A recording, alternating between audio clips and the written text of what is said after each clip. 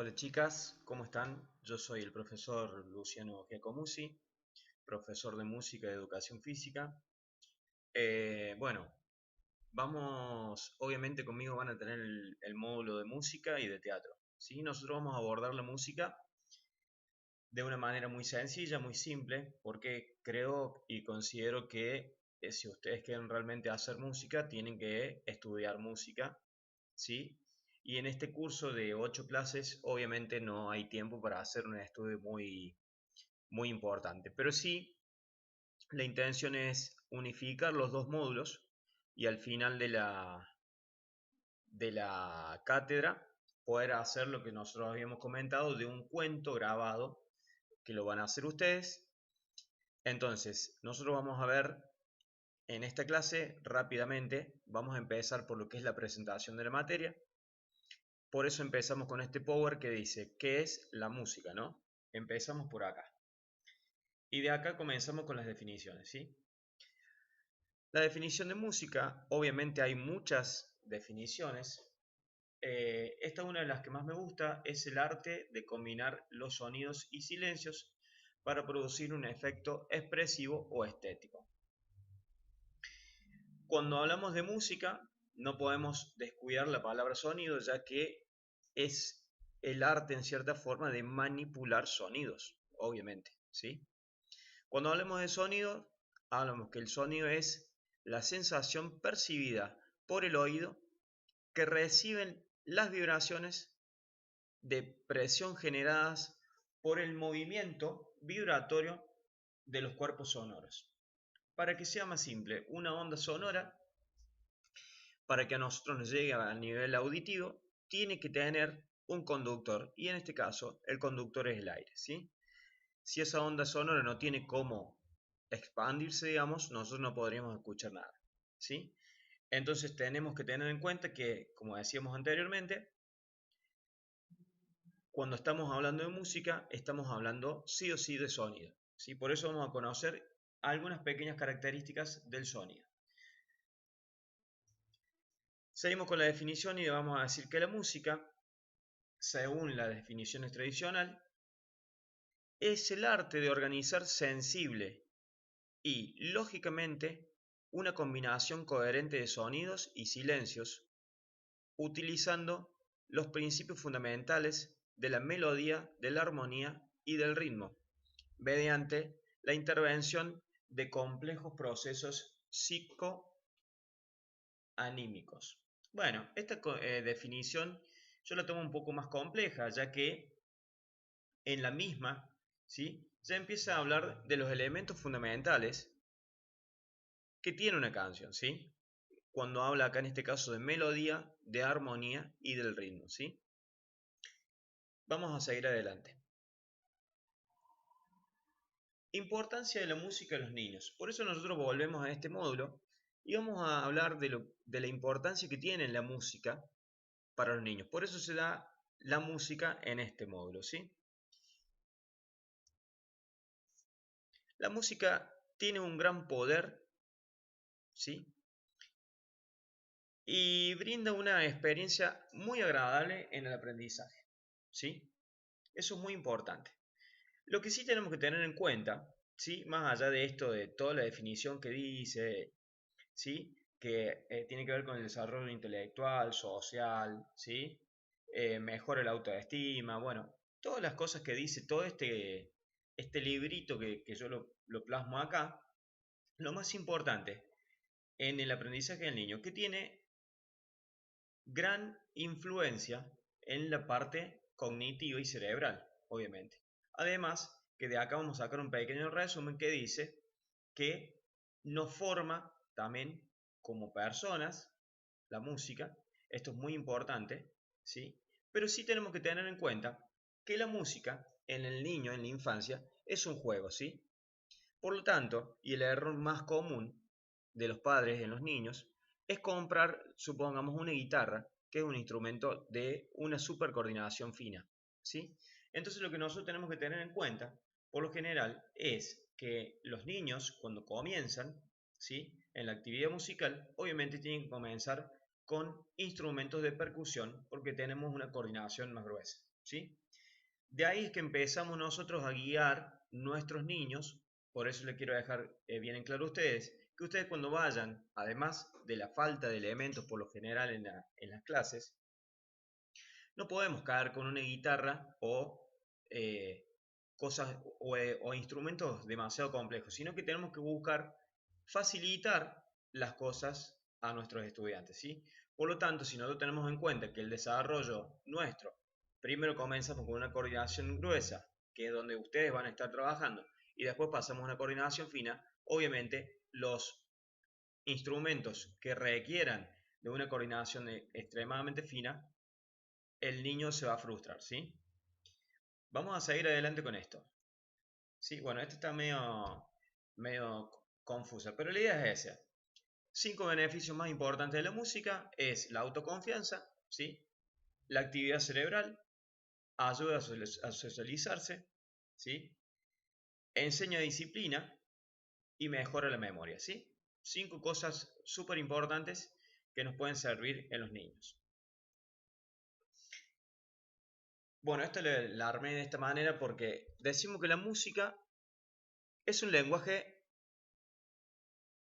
universal. ¿Por qué decimos que es un lenguaje universal? Porque justamente nosotros manejando el lenguaje musical, podemos decir que podríamos contactarnos o comunicarnos con cualquier ser humano sin importar, digamos, la nacionalidad o el idioma que hable, ¿sí? O sea, de repente yo puedo tocar con un chino, pero si yo sé leer música y el chino también, podemos tocar exactamente igual porque compartimos el mismo lenguaje, ¿sí? Sin necesidad de hablarnos en el idioma, ¿sí? Entonces decimos que la música es el lenguaje más universal que existe, ¿sí? Ahí vamos con el próximo power que va a hablar justamente de lo que estábamos hablando, que es el sonido. Y ahí es cuando nosotros empezamos a meternos en esta clase tan importante de lo que es el sonido. Recuerden ustedes que al comienzo de la clase dije que lo más importante es que el músico manipula sonido y que para que haya sonido, ¿sí? Esa onda sonora que va a ser lograda con cualquier tipo de instrumento, ¿sí? Tiene que tener un conductor, que en este caso sería el aire. ¿Mm? Entonces, vamos adelante con esto. Empezamos por acá. ¿Qué es el sonido? El fenómeno del sonido está relacionado con la vibración de los cuerpos materiales. Siempre que escuchamos un sonido, hay un cuerpo material que vibra y produce este fenómeno. Por ejemplo, cuando una persona habla, el sonido que emite es producido por la vibración de las cuerdas vocales, ¿sí?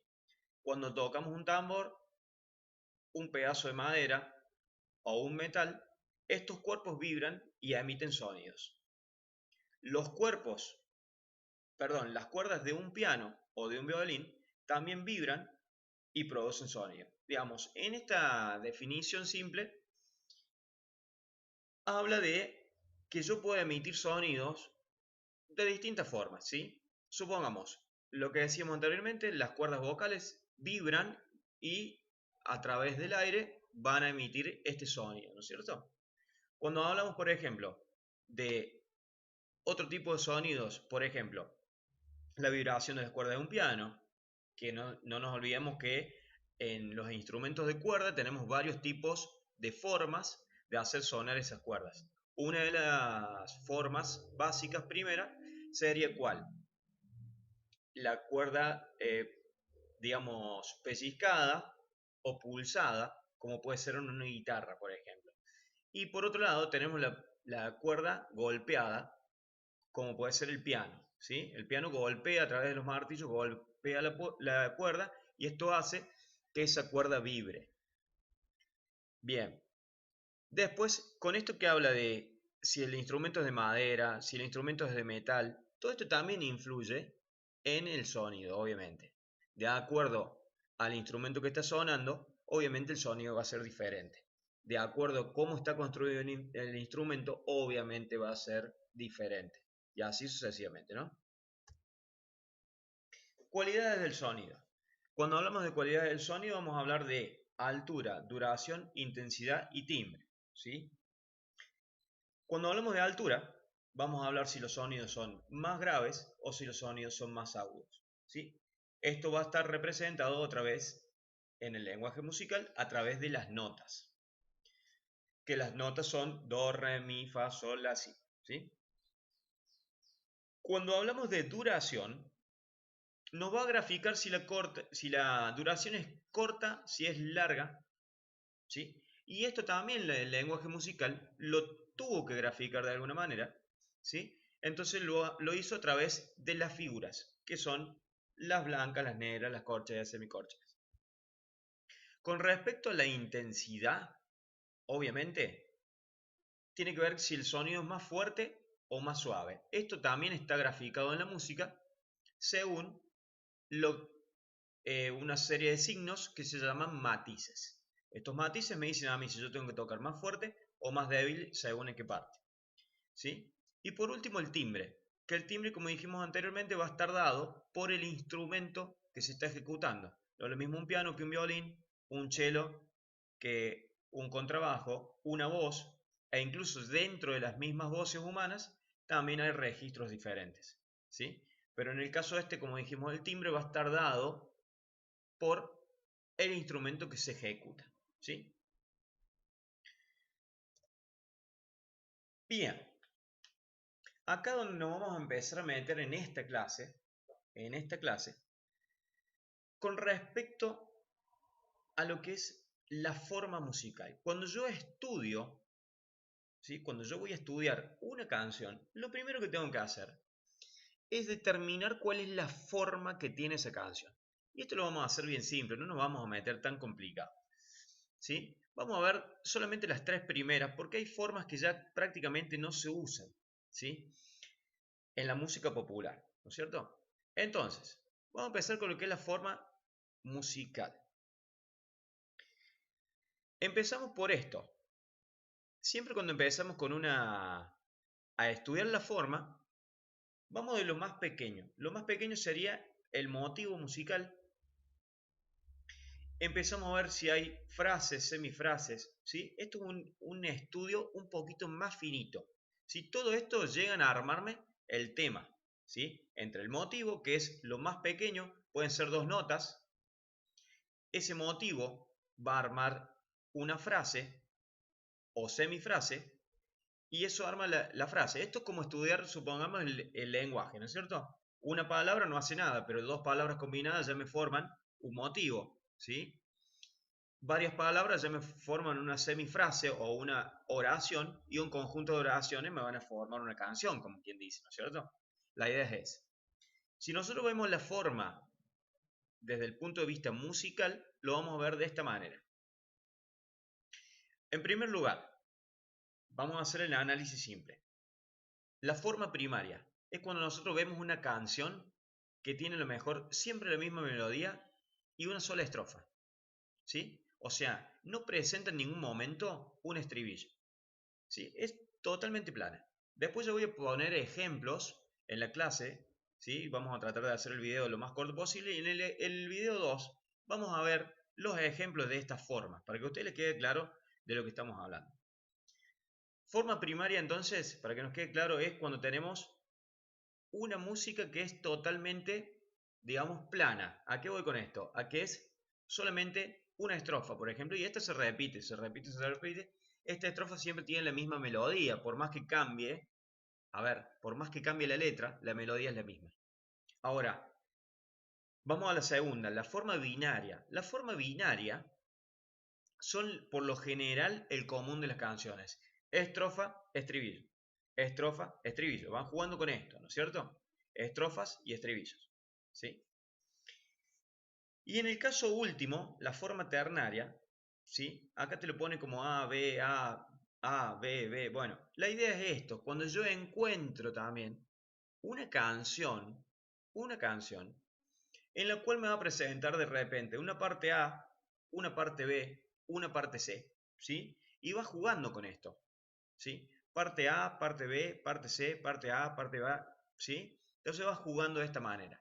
que es por lo general el común de las canciones populares, usan la forma ternaria, ¿sí? Supongamos que yo hago una canción, empieza con la introducción, va la estrofa, ¿sí? Sigue el estribillo, vuelve la introducción de nuevo, ¿sí? Yo la puedo variar, obviamente, pero para que tengamos más o menos una idea básica de la forma, es cuando yo encuentro partes distintas, obviamente tengo una forma diferente, ¿no? Que era la primaria es cuando no hay ningún cambio, secundaria cuando muestra dos partes y ternaria cuando muestra tres partes, que podemos ir variándola. Si bien acá pone A, B, A, vuelve, ¿sí? A, B, B, puede hacerlo de esta manera. En la forma rondo que lo muestra acá, hay un rondo muy conocido que es la marcha turca, que es de Mozart. Ese es un rondo, uno de los más conocidos. Pero volvamos a lo nuestro, ¿sí? En el caso nuestro vamos a ver básicamente lo que es la parte de la forma. Y este es el primer análisis que vamos a hacer nosotros, ¿sí? Vamos a continuar.